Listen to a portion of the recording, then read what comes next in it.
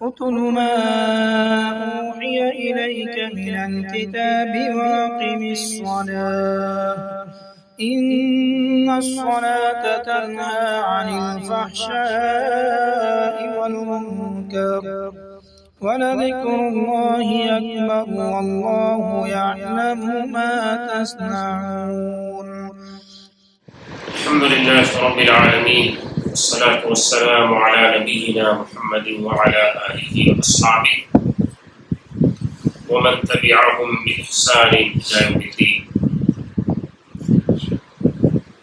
آج کا یہ درس یا کلاس 9واں درس ہے جو کہ نماز کی دعاؤں کا معنی مطلب ہم سمجھنے کی کوشش کر رہے ہیں. الحمدللہ ہم اس کے آخری حصے کی طرف پہنچ گئے ہیں اور آج کے اس کلاس میں 2 باتیں انشاءاللہ ہم جانیں گے. ایک تو سلام پھیرنے کے بعد کون کون سی دعائیں پڑھی جاتی ہیں، ان دعاؤں کا میننگ ہم جانیں گے، اور انشاءاللہ جو وقت بچا ہوا ہوگا مختصر اس میں ہم گرامر کو بھی، جو عربی گرامر کی بالکل بیسک چیزیں ہیں ان کو بھی انشاءاللہ ہم جاننے اور سمجھنے کی کوشش کریں گے تاکہ حدیث کے اندر جو باتیں آئی ہیں انہیں بھی اور قرآن کریم کی تلاوت کے موقع پر بھی ہم الفاظ کو جان سکیں، سمجھ سکیں، ان کا سمجھنا آسان ہو سکے.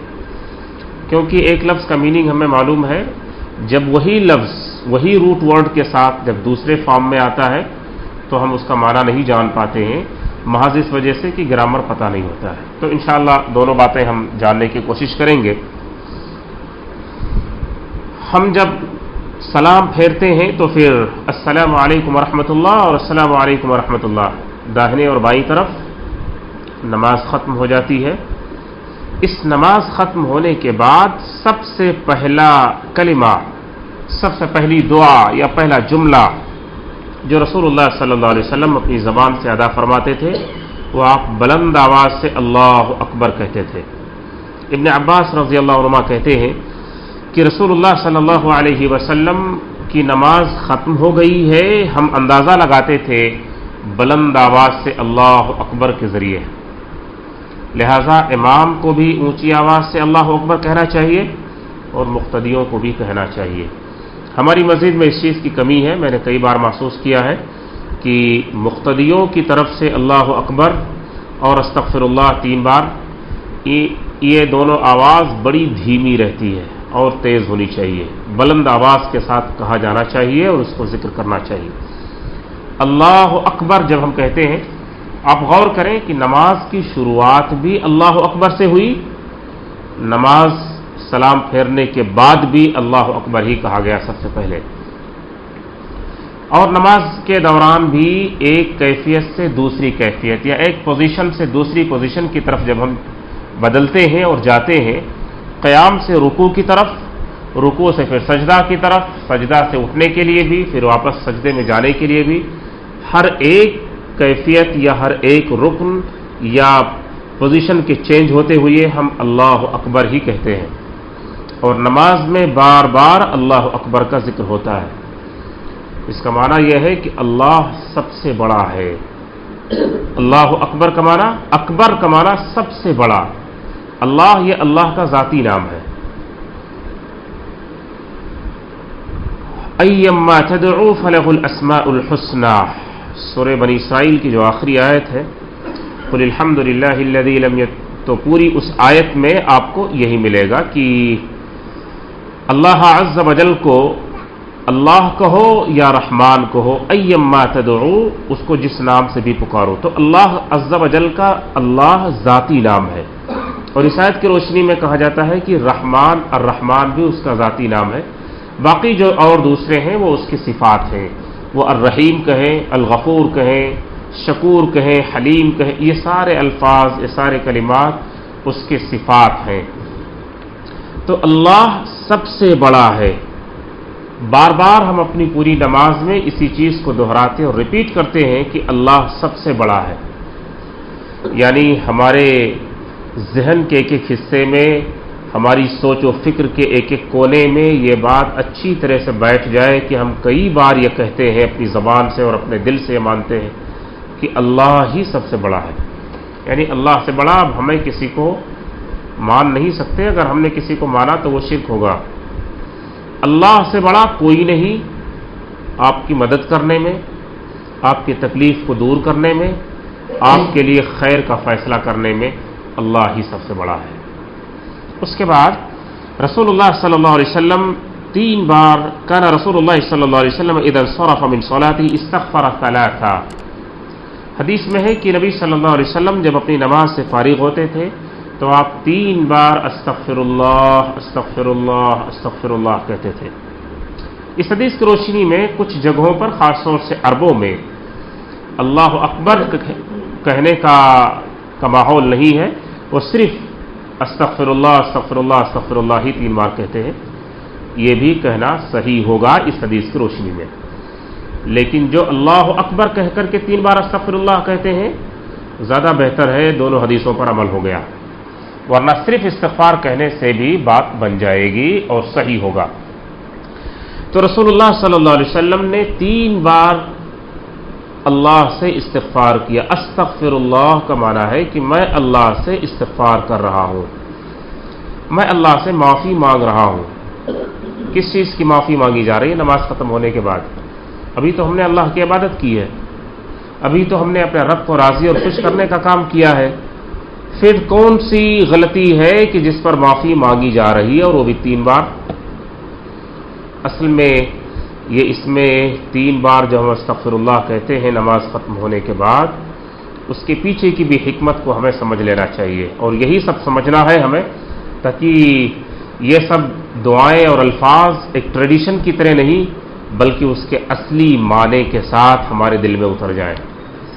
3 بار استغفار کہنے کے پیچھے حکمت یہ ہے، اس کے پیچھے مقصد یہ ہے کہ اے اللہ، جتنے اخلاص کے ساتھ، جتنے خشوع و خضوع کے ساتھ تیری عبادت کی جانی چاہیے اس کا حق ادا نہیں ہوا ہے۔ ہم نے تیری عبادت کا، نماز پڑھنے کا 100% حق ادا نہیں کیا ہے، کمی رہ گئی ہے، ذہن ادھر ادھر بیچ میں جاتا رہا، خشوع و خضوع کا حق ادا نہ ہو پایا، تیری غلامی اور تیری بندگی کا پورے طور پر حق ادا نہ ہو سکا، اس لیے میں تجھ سے توبہ اور استغفار کر کے معافی مانگ رہا ہوں۔ کہیں ہمیں شیطان اس دھوکے میں نہ ڈال دے کہ آپ بہت نمازی ہیں، آپ سے زیادہ نیک کوئی نہیں ہے، آپ سے زیادہ پرہیزگار اور متقی کوئی نہیں ہے۔ نہیں، ہم جو عبادت کر رہے ہیں اس عبادت کے بارے میں بھی ہمیں خوف ہے دل کے ایک حصے میں کہ کہیں اس عبادت کا حق ادا نہ ہو سکا تو پھر وہ عبادت کس کام کی ہوگی۔ لہذا 3 بار اللہ سے معافی بھی مانگی گئی ہے کہ نماز میں جو کچھ کمی بیشی رہ گئی ہے اور جو کچھ اس کے اندر نقص رہا ہے، اے اللہ میں اس پر تجھ سے معافی مانگتا ہوں۔ اس کے بعد رسول اللہ صلی اللہ علیہ وسلم دعا پڑھتے تھے، آپ اپنی کتاب کے صفحہ نمبر 23 پر دیکھیں گے اس دعا کو، اللہم انت السلام ومنک السلام تبارکت یا ذا الجلال والاکرام۔ یہ ہے رسول اللہ صلی اللہ علیہ وسلم کے الفاظ جو 3 بار استغفار کے بعد آپ کہتے تھے۔ اللہم کا مطلب اے اللہ، انت کا مطلب تو یا آپ، السلام سلامتی والا ہے۔ اللہ عز و جل کے صفات میں سے ایک صفت یہ بھی ہے، السلام بھی ہے، الملک القدوس السلام المؤمن المہیمن العزیز الجبار المتکبر، تو السلام بھی اللہ عز و جل کی صفات میں سے۔ السلام کا مطلب سلامتی والا، جس کے اندر کوئی نقص اور خامی نہیں ہے، جس کے اندر کسی طرح کی کوئی خرابی نہیں ہے، جو مکمل ہے اور ہر طرح کا خیر اس کے اندر پورے طور پر موجود ہے، اور سلامتی اور عافیت بھی اسی کی جانب سے ملتی ہے۔ اللہم انت السلام و منک السلام، و کا مطلب اور، منکا کا مطلب تیری جانب سے، السلام تیری جانب سے ہی سلامتی ملنے والی ہے۔ السلام کا معنی سلامتی، یعنی ہمیں جو سلامتی دنیا و آخرت میں، دنیا و آخرت کی پریشانیوں سے، اس کے شر سے جو سلامتی چاہیے وہ بھی کسی اور کی طرف سے نہیں، تیری ہی جانب سے مل سکتی ہے۔ تو اللہم انت السلام ومنک السلام، اللہ کے السلام نام یا اس کی اس صفت سے ہم واسطہ اور وسیلہ لیتے ہیں کہ اللہ تو السلام ہے، مجھے بھی سلامتی چاہیے، مجھے بھی سلامتی چاہیے، مجھے شر نہیں چاہیے، مجھے فتنہ نہیں چاہیے، مجھے خطرہ نہیں چاہیے، مجھے سلامتی، پیس اور سکون چاہیے، دنیا کے لحاظ سے، آخرت کے لحاظ سے، میرے جسم کے لحاظ سے، میرے مال کے لحاظ سے، میری اولاد کے لحاظ سے، میرے کاروبار اور میری ہر چیز کے لحاظ سے سلامتی چاہیے، کیونکہ یہ سلامتی ہر چیز کے لیے ضروری ہے۔ چند چیزوں میں سلامتی ہو اور چند چیزوں میں نہ ہو تو پھر آدمی مکمل ڈسٹرب رہے گا۔ آپ کو مکمل پیس آف مائنڈ اسی وقت مل سکتا ہے جب ہر اینگل سے آپ کو سکون رہے۔ تو اللہ سے یہ ہر اینگل سے اور ہر چیز میں سلامتی اور سکون کا سوال کیا جا رہا ہے۔ تبارکتا، تبارکتا کا مطلب اے اللہ تو بہت بابرکت ہے، تو بہت بابرکت ہے۔ یا کہتے ہیں عربی میں، یا کسی کو پکارنے کے لیے لفظ استعمال ہوتا ہے۔ ہم اللہ کو جب پکارتے ہیں تو بھی کہتے ہیں یا اللہ، یا ربنا، یا رب، جو بھی، اے فلاں۔ عربی میں آپس میں بھی کسی کو پکارا جاتا ہے تو اس کے لیے یہ لفظ استعمال ہوتا ہے۔ کسی کے نام کے لیے نام کے ساتھ یا کا لفظ، یا عبد اللہ کا لفظ استعمال ہوتا ہے۔ یا ذل جلال، ذا کا مطلب والا، ذل جلال کا مطلب جلال والا، اے جلال والے اللہ، والاکرام، واو کا معنی اور اکرام کا مطلب ہوتا ہے عزت، آنر، اے جلال اور عزت کے مالک، اے جلال اور عزت کے مالک، ہم تجھ سے ان چیزوں کا سوال کرتے ہیں۔ یہاں یہ دعا ہوئی۔ سلام پھیرنے کے بعد کی دعاؤں میں چھوٹی چھوٹی کئی دعائیں آئی ہیں، اس میں سے ایک دعا کا اور بھی ہم ذکر کریں گے اور انشاءاللہ اس کو بھی ہم سمجھنے کی کوشش کریں گے، بڑی اچھی دعا ہے۔ یہ معاذ بن جبل رضی اللہ عنہ نے اس دعا کو روایت کی ہے۔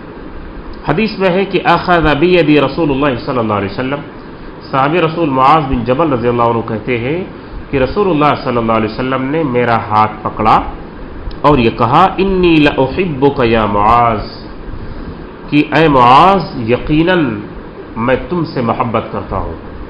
بعض روایتوں میں نبی نے یہ لفظ 2 بار استعمال کیا، 2 بار کہا معاذ سے کہ یقیناً مجھے آپ سے محبت ہے۔ اس میں معاذ بن جبل رضی اللہ عنہ کی بہت بڑی فضیلت ہے کہ رسول اللہ صلی اللہ علیہ وسلم نے معاذ سے اپنی محبت کا اظہار کیا اور اعلان کیا، اور اس سے یہ پتہ چلتا ہے کہ اگر کسی کو کسی سے لگاؤ ہے تو وہ اس کا ذکر کر سکتا ہے اور کہہ سکتا ہے کہ مجھے آپ سے واقعی محبت ہے، مجھے آپ سے واقعی عقیدت ہے، جیسا کہ رسول اللہ صلی اللہ علیہ وسلم نے معاذ بن جبل رضی اللہ عنہ سے کہا۔ صحابی کہتے ہیں کہ فقلت، میں نے کہا وانا احبک یا رسول اللہ، کہ اللہ کے رسول صلی اللہ علیہ وسلم مجھے بھی آپ سے بے پناہ محبت ہے، مجھے بھی آپ سے ویسے ہی عقیدت اور لگاؤ ہے۔ پھر رسول اللہ صلی اللہ علیہ وسلم فرماتے ہیں فلا تدع ان تقول فی دبر کل صلاۃ رب اعنی علی ذکرک وشکرک وحسن عبادتک۔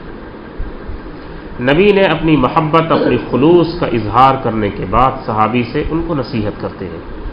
نصیحت کرنے کا یہ بھی ایک انداز ہے اور بڑا محبت بھرا، بڑا اخلاص بھرا یہ انداز ہے کہ آپ کسی سے اپنی عقیدت اور محبت کا اظہار کریں اور پیار اور شفقت سے انہیں بتائیں کہ یہ دعا بڑی اچھی ہے، اس دعا کو آپ ہمیشہ پڑھا کریں، یہ دعا بڑی عمدہ ہے، اس دعا کی بڑی سخت ضرورت ہے ہم سب کو، آپ ہمیشہ پڑھا کریں۔ یقین مانیں کہ وہ بندہ آپ کا احسان مند ہوگا، آپ کا شکر گزار ہوگا اور اس دعا کو وہ اپنے جی جان سے لگا کر پڑھے گا۔ تو اصلاح کا یہ طریقہ ہے جو رسول اللہ صلی اللہ علیہ وسلم نے اپنایا، جو بہت نرم، بہت اخلاق سے بھرا ہوا۔ آپ نے یہ سب کچھ کہنے کے بعد کہا ہر نماز کے بعد، خاص طور سے فرض نماز کے بعد، ہر فرض نماز کے بعد یہ کہنا کبھی نہ چھوڑنا، یہ ہے فلا تدع ان تقول فی دبر کل صلاۃ، کبھی اس دعا کو پڑھنا آپ سے مس نہ ہو، آپ سے چوک نہ جائے، ہمیشہ یہ دعا پڑھنا ہر فرض نماز کے بعد، چھوٹی سی، ربی اعنی علی ذکرک و شکرک و حسن عبادتک۔ بعض روایتوں میں اللہم اعنی علی ذکرک و شکرک ہے، دونوں بھی صحیح ہے۔ آپ ربی اعنی پڑھیں یا اللہم اعنی پڑھیں، دو بھی صحیح ہے۔ ربی کا مطلب اے میرے رب، اعنی میری مدد فرما، کس چیز پر؟ علی، کس چیز پر؟ ذکری کا۔ کاف جب آتا ہے تو کاف آپ کا، تمہارا، اس کے لیے ذکر کا معنی ذکری کا، آپ کا ذکر۔ اے اللہ آپ کے ذکر پر تم میری مدد فرما کہ میں تیرا ذکر کروں، وشکرک، اور تیرے شکر کرنے کے لیے بھی تم میری مدد فرما کہ میں تیرا شکر ادا کروں، تیرا ذکر اور تیرا شکر۔ تیسری چیز وحسن عبادتک، واو کا معنی اور، حسن کا معنی وہی جو ہم اردو میں استعمال کرتے ہیں، خوبصورتی، عبادتک تیری عبادت، اور تیری بہترین عبادت کی تو مجھے توفیق عطا فرما اور میری مدد فرما۔ عبادت صرف عبادت نہیں بلکہ بہترین عبادت، وہ حسن عبادتک۔ اس میں اللہ عز و جل سے تین چیزیں مانگی گئی ہیں، ذکر، شکر اور اچھی عبادت، اور ان تین چیزوں کے لیے اللہ سے مدد مانگی گئی ہے کہ اللہ مجھے توفیق دے، میری مدد فرما، مجھے اس بات کے لیے تو اندر سے تیار کر دے، اس چیز کو تو میری زبان پہ جاری کر دے، اس بات کو تو میرے دل میں اتار دے، میرے ذہن میں بیٹھا دے اور اس کو بسا دے۔ یہ بہت ضروری ہے، ادروائز بہت ساری دعائیں ہمیں معلوم ہیں، بہت سارے نیکی اور خیر کے کام ہمیں پتہ ہے، لیکن ہو نہیں پاتا ہے۔ دن نہیں، مہینے نہیں بلکہ سال پہ سال گزر جاتا ہے، اور بہت سارے کاموں کا ہم ارادہ کرتے ہیں اور نہیں کر پاتے ہیں، یا نیکی کا ہم نے ارادہ کیا اور آگے جا کر ارادہ بدل گیا، نیکی نہ ہو سکی، وہ توفیق نہ مل سکی۔ لہذا اللہ سے اس پر بھی مدد مانگنی چاہیے کہ نیکیوں کی توفیق، اس کی ہمت، اس کی جرات، اس کی، اور ایسے ہی اس کو دل میں بیٹھا دے اور اللہ ذہن پر اس کو سوار کر دے کہ ہمارے لیے اس نیکی کا کرنا آسان ہو جائے۔ تو دونوں چیزوں پر اللہ سے مدد مانگنی چاہیے، نیکیوں کے کرنے پر بھی اور گناہوں سے بچنے پر بھی۔ ہمیں کبھی اپنے ایمان و تقویٰ پر بھروسہ کر کے بیٹھ نہیں جانا چاہیے کہ ہم دنیا کے بہت متقی آدمی، یہ گناہ ہم نہیں کریں گے، گناہ بڑے پرہیزگار آدمی ہیں۔ یہ شیطان کا شر اور وسوسہ ہے۔ اللہ عز و جل ہم سب کو محفوظ رکھے، اور اللہ عز و جل ہمارے نفسوں اور دلوں کو پاک فرمائے۔ کبھی کبھار شیطان بہت نیک صالح آدمی کے اوپر بھی غالب آ جاتا ہے۔ اللہ عز و جل نے یوسف علیہ السلام کے اس واقعے میں فرمایا کہ اگر میری مدد نہ ہوتی تو یوسف گناہ سے بچ نہیں پاتے۔ تو یہاں پر بھی اللہ سے مدد مانگی گئی ہے۔ ایک دعا بھی اس سلسلے میں ہے، رب اجعلنی لک شکارا لک ذکارا لک رحابا لک مخبتا لک مطواعا والیک اواہا منیبا۔ یہ دعا بھی ایک ہے، جو چاہیں اس دعا کو یاد کر سکتے ہیں۔ اس کا مطلب یہ ہے کہ اے میرے رب تو مجھے بہت زیادہ ذکر کرنے والا، بہت زیادہ شکر کرنے والا اور بہت زیادہ اپنا فرما بردار بنا دے، اور اپنے آپ سے تو مجھے بہت زیادہ ڈرنے والا بنا دے، اور بار بار تیری طرف رجوع کرنے والا اور تیری طرف جھکنے والا مجھے بنا دے۔ تو یہ دعا بھی جامع ہے جو ان تینوں کے ساتھ ساتھ اور بھی چیزیں اس کے اندر آ جاتی ہیں۔ اس کے بعد آپ ایک اور دعا کو دیکھ لیں، لا الہ الا اللہ۔ لا کا مطلب نہیں، الہ کا مطلب معبود، نہیں ہے کوئی معبود الا سوائے اللہ، اللہ کے سوائے اللہ کے کوئی سچا اور برحق معبود نہیں ہے۔ وحدہ، وہ اکیلا ہے، لا شریکا، کوئی اس کا پارٹنر یا کوئی اس کا شریک و ساجھی نہیں ہے، لا شریکا لہو، لہو کا مطلب اللہ کا، اس کا کوئی شریک نہیں ہے۔ لہو الملک لکھا ہے، یہ جو اسٹرکچر ہے یہاں عربی کا، لہ الملک و لہ الحمد، دونوں لہ الملک و لہ الحمد، یہ اسٹرکچر سیم وہی ہے یا تقریباً وہی ہے جو ہم سورہ فاتحہ میں کہتے ہیں ایاک نعبد و ایاک نستعین۔ نعبد کہنے سے اور نستعین کہنے سے بھی وہ بات ہو رہی ہے کہ ہم تیری عبادت کرتے ہیں اور تجھ سے مدد مانگتے ہیں، لیکن نعبد و نستعین نہیں، ایاک نعبد و ایاک نستعین کہا گیا۔ اس کا مطلب یہ ہے کہ اللہ ہم تیری ہی عبادت کرتے ہیں اور تجھ ہی سے مدد چاہتے ہیں، یعنی عبادت کرنے میں تیرے سوا ہم کسی کو شریک نہیں مانتے اور نہیں سمجھتے اور نہ ٹھہراتے ہیں کسی کو۔ مدد مانگنے کے معاملے میں بھی ہم سوائے تیرے کسی کے پاس جھکتے نہیں، کسی کے آگے ہم جاتے نہیں، ہم تجھ ہی سے مدد چاہتے ہیں۔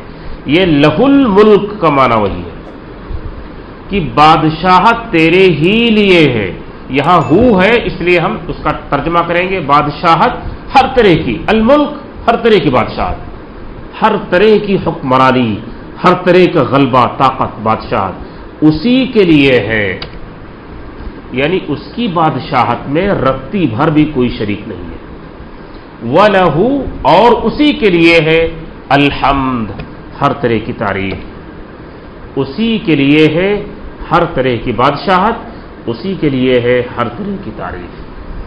یعنی توحید کو بڑی گہرائی سے بیان کیا جا رہا ہے، بہت بڑی ڈیپ میننگ کے ساتھ توحید کو لایا گیا ہے۔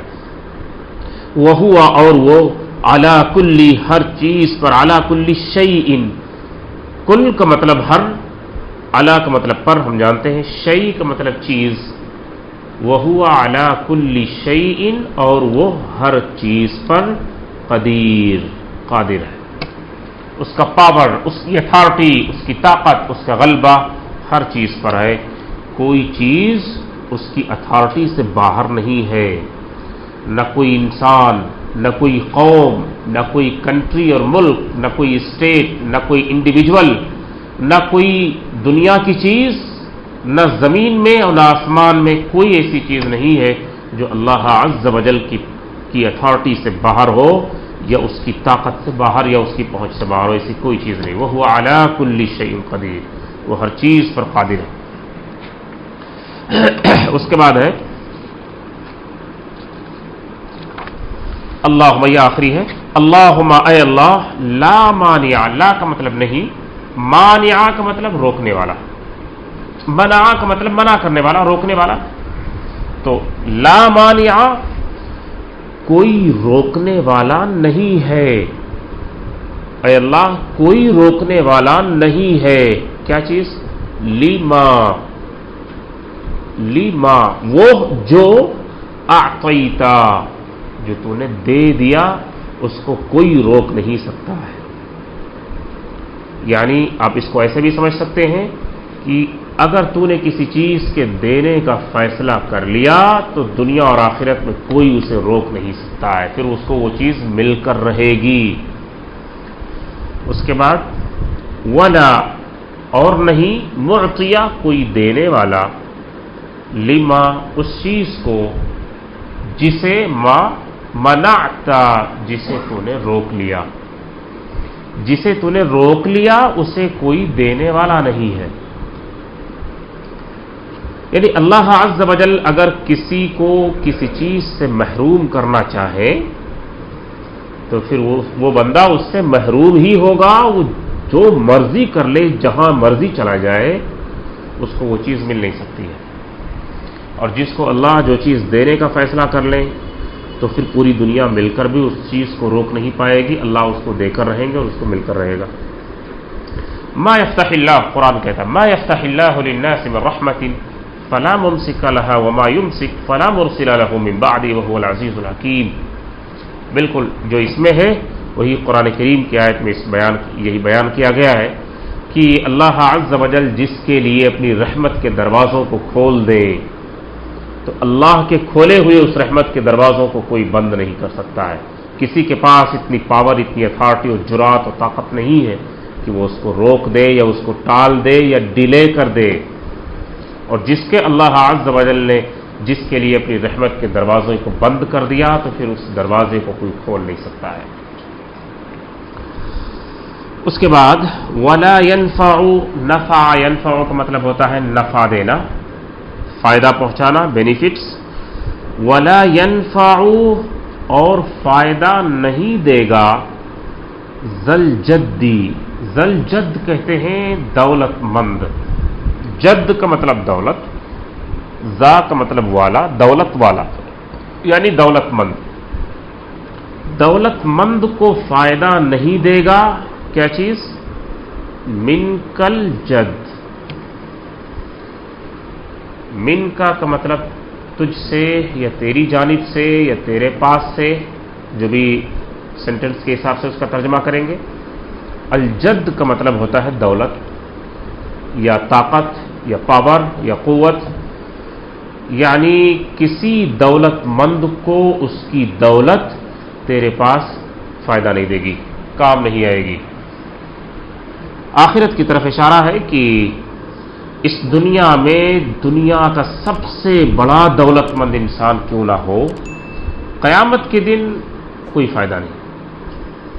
وہ اگر یہ سوچے کہ وہ اپنی دولت تجھے دے کر کچھ سودا کر لے، کچھ لین دین ہو جائے، تو قرآن نے بار بار اس کو کہا ہے کہ کفار و مشرکین یہ چاہیں گے کہ یہ زمین بھر بلکہ اور اسی کی طرح سونا مل جائے اور وہ سب کچھ دے دیں، زمین بھر کے سونا اور اسی کے برابر اور ان ڈبل، اور وہ سب کچھ دے دیں اللہ کے پاس اور جہنم سے چھٹکارا پا جائیں تو چھٹکارا نہیں ملے گا۔ اس دن تو پہلی بات کسی کے پاس کچھ رہے گا نہیں، کسی ایک چیز کا بھی بندہ مالک نہیں ہوگا، دھاگے کا بھی مالک نہیں ہوگا قیامت کے دن۔ ویسے ہی قیامت کے دن ہوں گے ہم سب کے سب کہ جیسے اپنی ماں کے پیٹ سے ہم پیدا ہوئے ہیں، بغیر کپڑوں کے، بغیر ختنے کے، اور مکمل اسی حالت میں اللہ کی بارگاہ میں پیش کیے جائیں گے۔ دنیا میں جو کچھ بھی رہا ہو وہاں انسان کسی چیز کا مالک نہیں ہے، وہاں آپ ہیں، آپ کے اعمال ہیں اور اللہ کی عدالت ہے، بس۔ تو اسی جانب اشارہ کیا گیا ہے کہ یہ سب کچھ چیزیں کام نہیں آنے والی ہیں۔ تو نماز کے بعد کی دعاؤں میں سے یہاں تک دعائیں ہیں۔ اس کے بعد کی بھی اذکار ہیں، آیت الکرسی وغیرہ جو میں نے اس کتاب میں درج کیا ہے، اس کو بھی ہم انشاءاللہ جانیں گے کیونکہ یہ بھی بہت اہم ہے اور ضروری ہے۔ کل کے درس میں انشاءاللہ آیت الکرسی کا ہی ذکر ہوگا کہ کیوں فرض نماز کے بعد اسے پڑھا جانا چاہیے، اس کے پڑھنے کا فائدہ کیا ہے، اس کی ضرورت کیا ہے، اور اس آیت الکرسی کا معنی کیا ہے۔ تو دونوں ہم انشاءاللہ یہ ساری تفصیلات و ڈیٹیل کل کے درس میں یا کلاس میں انشاءاللہ ہم سمجھنے کی کوشش کریں گے۔ تھوڑا سا گرامر کی طرف ہم آئیں گے اور اس کو آپ اپنی کتاب سے ہیلپ لے سکتے ہیں۔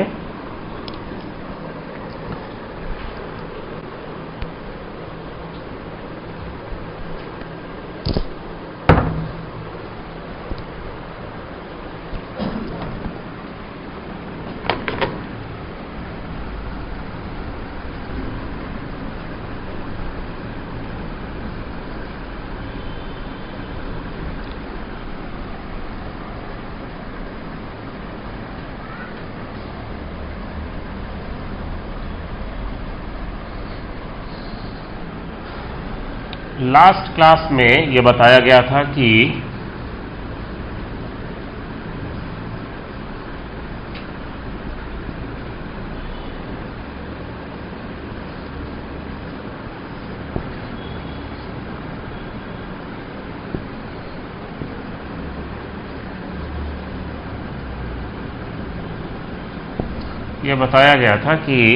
مسلم لفظ جو ہم پڑھتے ہیں، مسلم، یہ لاسٹ کلاس کو دوبارہ میں واضح کر رہا ہوں کیونکہ اس کے بعد جو بتانا ہے وہ بھی اسی سے ریلیٹڈ ہے انشاءاللہ۔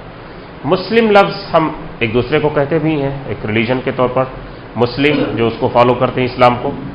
قرآن بھی بار بار مسلم، مسلمون، مسلمات، مسلمین، یہ ڈفرینٹ فارم میں قرآن نے بھی اس کو بار بار استعمال کیا ہے۔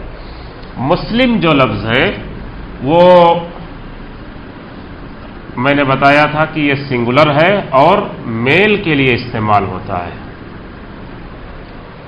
یہ سنگولر ہے اور میل کے لیے استعمال ہوتا ہے۔ اسی مسلم میں واو اور نون اگر آپ جوڑ دیں گے تو تو یہ مسلمون ہو جائے گا واو اور نون کو ایڈ کر دینے سے. اب یہ بن گیا پلورل، اور یہ بھی میل ہی ہے، پلورل. اگر یہ کہنا ہو قرآن نے اس کو فیمیل کے فارم میں بھی استعمال کیا ہے بار بار، اس کو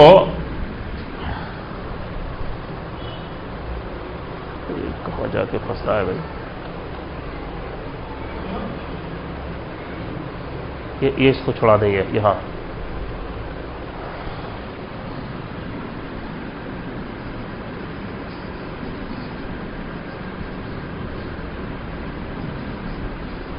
یہ جو تا ہے مسلمتن، یہ جو تا ہے اس کو عربی میں اصل میں تائے مدورہ کہتے ہیں. یہ تا، یہ جنرلی اس تا کو آخر میں یوز کر کے اسے فیمیل فارم میں لایا جاتا ہے، اس تا کو یوز کر کے. تو مسلم تھا، اس کے ساتھ کیا کہہ دیا آپ نے؟ مسلمہ، مسلمتن.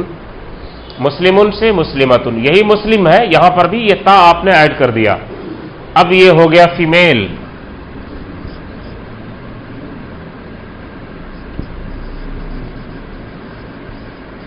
اور سنگولر،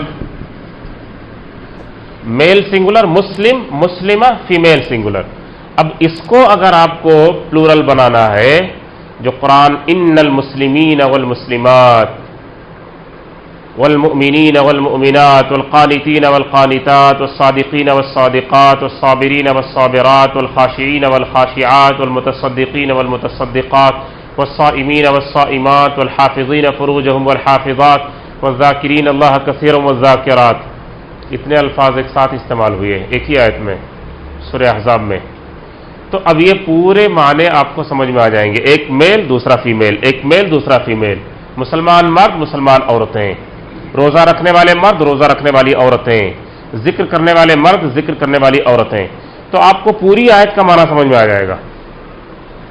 یہ ہوا مسلمہ، اس کو آپ الف اور تا کے ساتھ بڑھائیں گے، الف اور تا کے ساتھ آپ یہ لائیں گے مسلماتن. یہ اب یہ ہو گیا پلورل فیمیل. تو بہت سمپل ہے،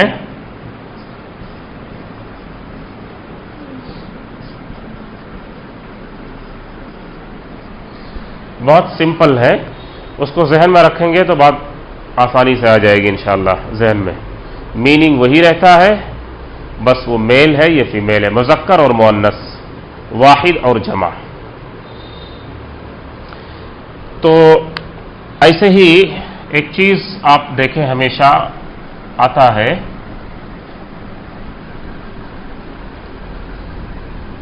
ٹائم دیکھ لیتے ہیں، رہنے دیں گے. سوال ہے کوئی تو سوال پوچھ لیں، اس کو نیکسٹ کلاس میں ہم انشاءاللہ بات کریں گے.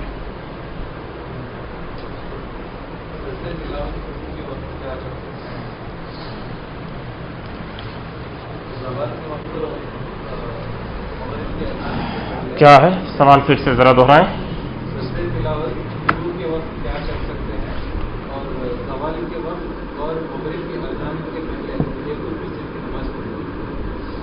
دو سوال ایک ساتھ ہے، ایک ایک پوچھیں بھائی.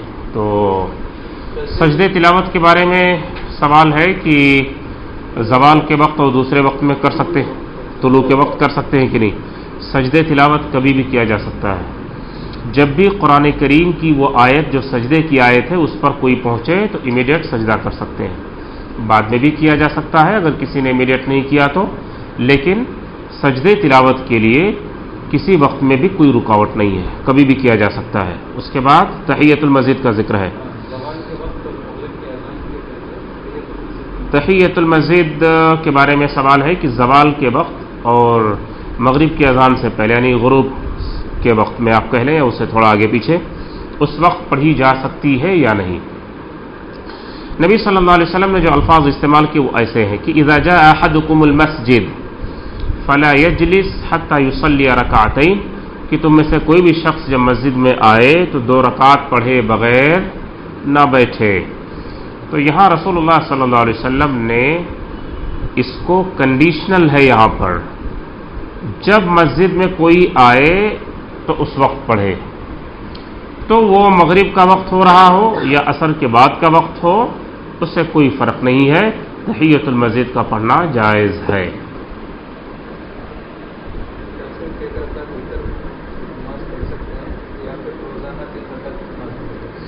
وطر کے بارے میں سوال ہے کہ ایک رکعت پڑھ سکتے ہیں یا پھر روزانہ 3 رکعت پڑھنا چاہیے۔ وطر اصل میں ایک رکعت ہی سے وطر ہوتی ہے۔ جہاں 3 رکعت کا ذکر ہے اس میں بھی اس حدیث میں صحیح مسلم میں آپ دیکھیں کہ اس میں لکھا ہے کہ وَيُوتِرُ بِوَاحِدَةٍ، 3 رکعت والی نماز میں بھی رسول اللہ صلی اللہ علیہ وسلم ایک رکعت سے وطر کرتے تھے، یعنی 2+1۔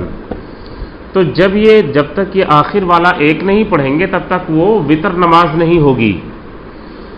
لیکن کوئی اگر یہ پوچھے کہ صرف سنگل ایک رکعت بھی وطر پڑھنا جائز ہے کہ نہیں، تو صرف سنگل ایک رکعت بھی وطر پڑھنا جائز ہے، حدیث میں اس کا ثبوت و دلیل موجود ہے۔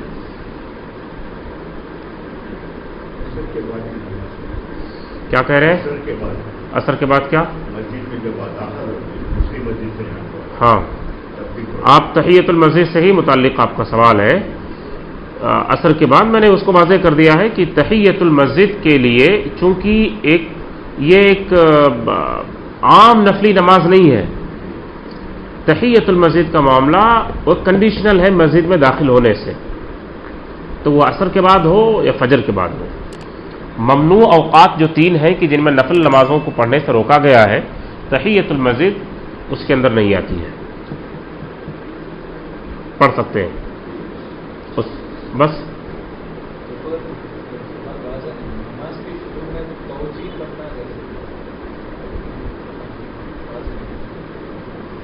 توجیہ تو سوال کلیئر نہیں ہے۔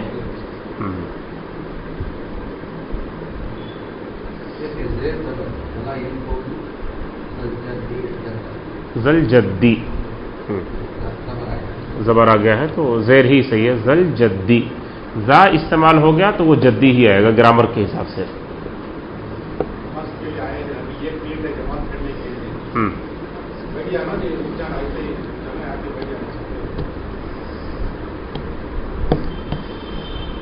یہ جو مسئلہ ہے ویسے اس میں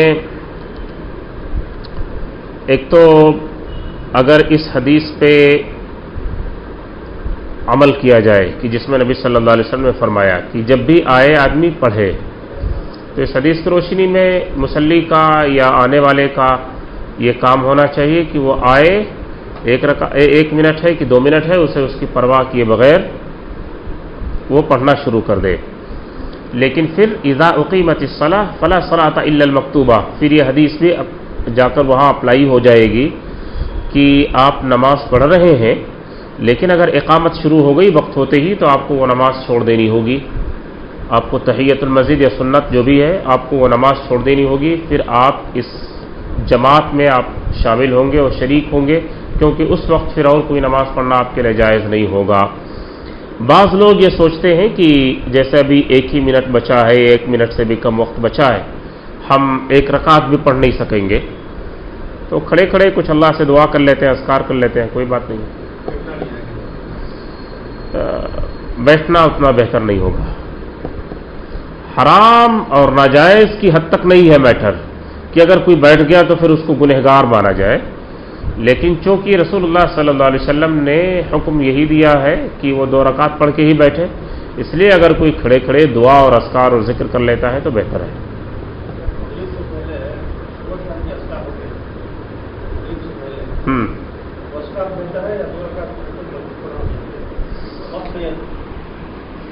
دیکھیں اذکار جو صبح شام کے اذکار ہیں، صبح شام کے اذکار کا حکم وہ الگ ہے، تحیۃ المسجد کا الگ ہے، دونوں کو ایک دوسرے سے آپ نہ جوڑیں۔ اگر کوئی مسجد میں پہنچ رہا ہے مغرب سے پہلے تو آپ کا بیسکلی سوال یہ ہے کہ اسے اذکار کر لینا چاہیے یا کہ 2 رکعت پڑھ لینا چاہیے۔ وہ اذکار بعد میں بھی کر سکتا ہے، 2 رکعت اس کا پڑھ لینا زیادہ بہتر ہوگا۔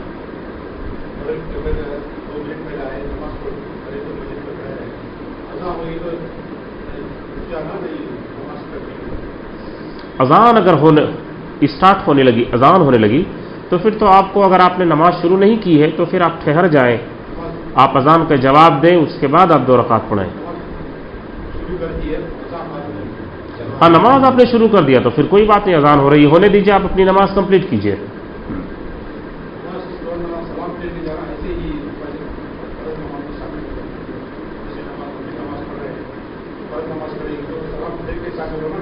ڈائریکٹ اگر آدمی نماز کے آخری حصے میں ہے، یعنی سجدے میں ہے، تشہد میں ہے، تو اسے چاہیے کہ وہ کمپلیٹ کر لے اور پھر شامل ہو جائے، اور اگر وہ آخری حصے میں نہیں ہے، وہ رکوع میں ہے، وہ قیام میں ہے، تو اسے وہیں چھوڑ دینا چاہیے، کیونکہ اب نماز اس کے لیے جائز ہی نہیں ہے پڑھنا۔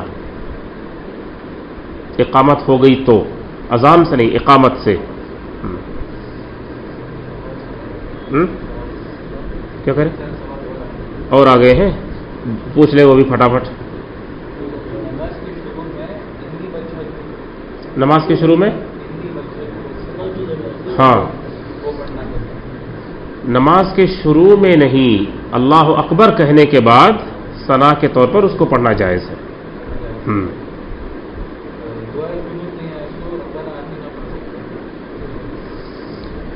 دیکھیں دعائے قنوت جو وطر کی ہے وہ خاص وطر کی دعا ہے، اب وہ دعا کے بجائے کوئی ریپلیس ہم کسی دوسری دعا کو اس دعا سے نہیں کر سکتے ہیں، ہمارے لیے جائز نہیں ہے ایسی بات کہنا۔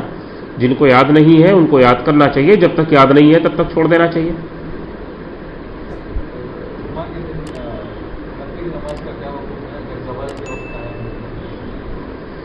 جمعہ کے دن مسجد میں شاید آنے کی بات ہو رہی ہوگی۔ دیکھیں جمعہ کے دن جو تحیۃ المسجد کا معاملہ ہے، اگر کوئی مسجد میں پہنچا ہے تو وہ تحیۃ المسجد جمعہ کے دن اس کا حکم واجب کا ہے، اس کا حکم واجب، عام دنوں میں واجب کا حکم نہیں ہے۔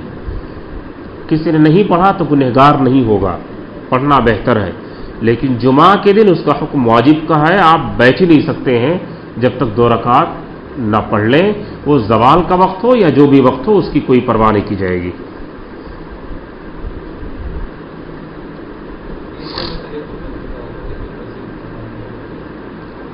شاید واضح ہو گیا ہوگا اس میں۔ بس سبحانک اللہم بحمدک اشہد ان لا الہ الا انت استغفرک واتوب الیک۔